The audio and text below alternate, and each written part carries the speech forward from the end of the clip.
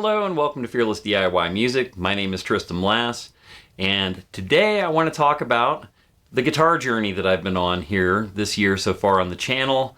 As you may have noticed, there's been a number of guitars that have been transformed using relatively inexpensive means. The one that really pops into mind is the Dean Evo 60 over there that I kind of did a 64 gold top homage to, just using some spray paint and a lot of labor sanding it out, painting the plastics and things like that.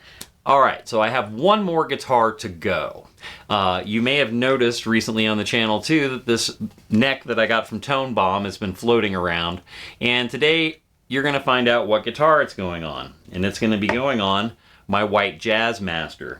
This is just a standard Squier Jazzmaster. I've always wanted a maple neck with black block inlays, so I got this to put on this guitar, and I think it's going to look super cool. I'm going for kind of like almost a black and white contrast look, which means that the pick guard on this guitar is going to have to go black. I'm going to be using chalkboard paint on it. I'll be doing probably a little short showing how that turns out. But I want it to be matte black, and I have a lot of chalkboard paint laying around, and it goes on really easy. So it should be easy to paint this and get a good finish on it. I also think that over time it will mark up kind of nicely with the pick wear and stuff like that. In addition to putting the Tone Bomb neck on this guitar, I am going to go ahead and relic the hardware on it. I just want this stuff to not be such a bright chrome color. I want it to have some age on it. So I'll be doing that to the bridge, the arm, and the vibrato system. I'll probably do the screws as well, just for fun, since I'll have the solution made up.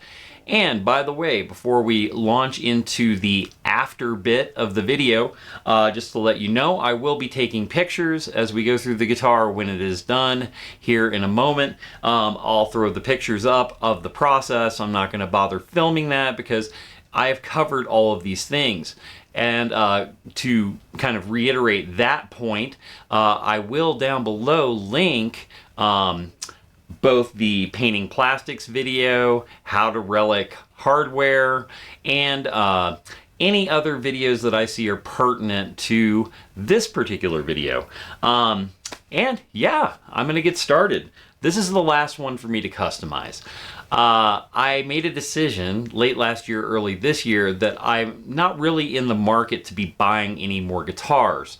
So what I did is I just made a laundry list of every instrument that I had, what work needed to be done to bring them either up to perfect operating condition or up to the level of customization that I want. And I'm trying to scratch all of my itches so that each instrument fulfills something that prevents me from wanting to buy another instrument. So I've got a large collection. This is the last one for now. Let's get started, and we'll take a look at the finished product right now.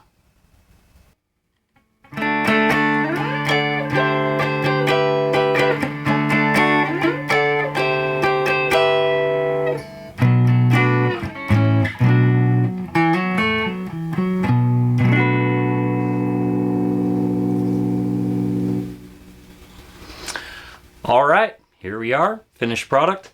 I could not be more pleased. It turned out amazing. The neck makes a huge difference. This guitar just feels much more stable now. The strings just feel really good under the hand. Not that they have more tension, but it just feels more substantial. Really nice neck. I'm glad that I went ahead and waited all that time to get this Tone Bomb neck for the guitar. I think that the black block inlays on maple looks great against the white. So, you know, I've probably had some pictures going by. You know, I had to put machine heads on it, and I made the nut. There's a standalone video on making the nut for this guitar. I'll have that link down below, along with my fret leveling video about how I went about in getting this neck completely perfect and ready to install on this guitar. All right, next thing of note is I did go ahead and relic all the hardware. I'll put some close-ups of that. Turned out really nicely. I did a fairly light patina on that. And I will link that video down below on Relicking Hardware as well.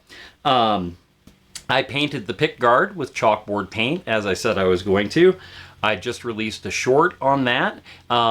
It'll probably be about 2 weeks ago once this video airs. So you should check out the short on using chalkboard paint on a pick guard.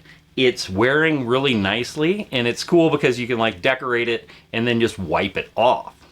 All right, the only other thing of note I can think of in getting this guitar together is that I had some, you know, some kind of aged or vintage, you know, knobs here. So I put those on along with the switch tip. And I'm going to eventually go ahead and get some cream colored pickup covers and a vibrato arm tip to match those plastics, because I think that's really going to be nice. I want the guitar to appear that it's been aged a little bit, but not beaten up. And, you know, I'm just going for a certain look and aesthetic. I wasn't happy with the instrument the way that it was stock. I wasn't playing it. I'm going to go ahead and sell the neck on my reverb. Site and move forward. This is kind of the last major guitar project I have lined up for this year. We'll be moving on to other topics, other things. There's going to be, you know, some pedal modding coming up soon. But I feel like my guitar journey through the collection and kind of just looking through everything that I had and going, okay, I want to change this, I want to change that. This was kind of the last major one to do for this year. So I hope you've enjoyed the journey. I love the way this guitar plays and looks. I'm very, very pleased. All right. If you have any, you know, customization journeys or anything like that that you'd like to share, please leave it down in the comments. Also, appreciate likes and shares, and hit that subscribe button for me.